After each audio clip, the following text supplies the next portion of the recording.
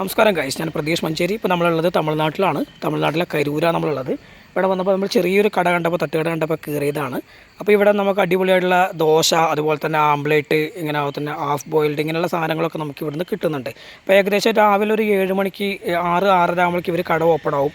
9 മണിയാകുമ്പോഴേക്കും കട ക്ലോസ് ചെയ്യും. അതുപോലെ തന്നെ വൈകുന്നേരം 5:30 ആകുമ്പോഴേക്കും ഓപ്പൺ ചെയ്യും. രാത്രി ഒരു 9 മണി 10 മണിയാകുമ്പോഴേക്കും കട ക്ലോസ് ചെയ്ത് പോവുകയും ചെയ്യും. അപ്പോൾ ഈ ഒരു ചെറിയൊരു കട വെച്ചിട്ട് തന്നെ ഒരു കുടുംബം നോക്കാനുള്ള അത്യാവശ്യം നല്ല വരുമാനം ഇവിടെ ഉണ്ടാക്കുന്നുണ്ടെന്നാണ് ഈ ചേട്ടനോട് സംസാരിച്ചപ്പോൾ അദ്ദേഹം പറഞ്ഞത്.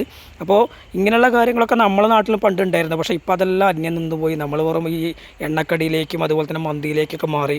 അതുപോലെ തന്നെ നമ്മുടെ നാട്ടിൽ കേരളത്തിൽ രോഗികളുടെ എണ്ണം കൂടി. കാരണം ഫുഡിൻ്റെ ഒരു മാറ്റം കൊണ്ടാണ്. ഇതൊക്കെ നമുക്ക് കാണാൻ പറ്റും ഗൈസ്. നമുക്ക് ഒരു കൃത്രിമമായിട്ടുള്ള ഒരു സാധനം ഇതിലില്ല. ഡയറക്റ്റായിട്ട് നമ്മളെ കൺമുമ്പിൽ തന്നെ ലൈവായിട്ട് ദോശ ഉണ്ടാക്കുന്നു, നമുക്ക് തരുന്നു.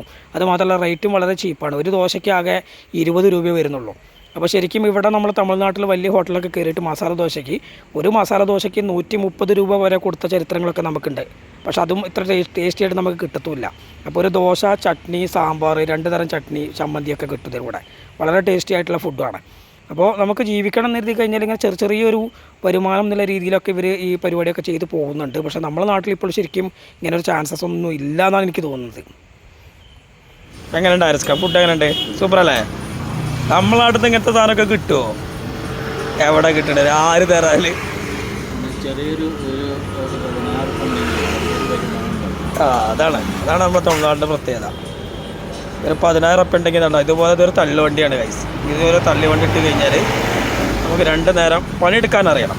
പണിയെടുക്കാൻ പറ്റുന്നുണ്ടെങ്കിൽ നമുക്ക് നല്ല രീതിയിൽ ജീവിച്ചു പോവാം. സന്തോഷ് ജോർജ് ബ്രോ ഇങ്ങനെ പറഞ്ഞ പോലെ വീണ്ടും പറയുകയാണ്, പണിയെടുക്കാൻ അറിയണം, മടി ഉണ്ടാവരുത്. 100% നമുക്കിവിടെ എന്തും ചെയ്യാം. അതുപോലെ തന്നെ നമ്മൾ ചെറിയൊരു ചായക്കടയാണ് കാണുന്നത്. ഈ ചായക്കട എന്ന് പറയുമ്പോൾ ഇതുപോലെ തന്നെ 10x10 റൂം, 10 അടി നീളം 10 അടി വീതിയുള്ള റൂമാണ്. അതിൽ നിന്നാണ് ചായ. തമിഴ്നാട്ടിൽ ചായക്കട കയറി കഴിഞ്ഞാൽ നമുക്ക് ചായ മാത്രമേ കിട്ടത്തുള്ളൂ. ഇപ്പോൾ ഞാൻ ആൾറെഡി ഇപ്പോൾ ഈ ദോശയുടെ കട കണ്ടല്ലോ, അവിടെ നമുക്ക് ചായ കിട്ടില്ല. ചായ കിട്ടണമെങ്കിൽ നമ്മൾ സെപ്പറേറ്റ് തന്നെ പോകണം. Okay, thank you all.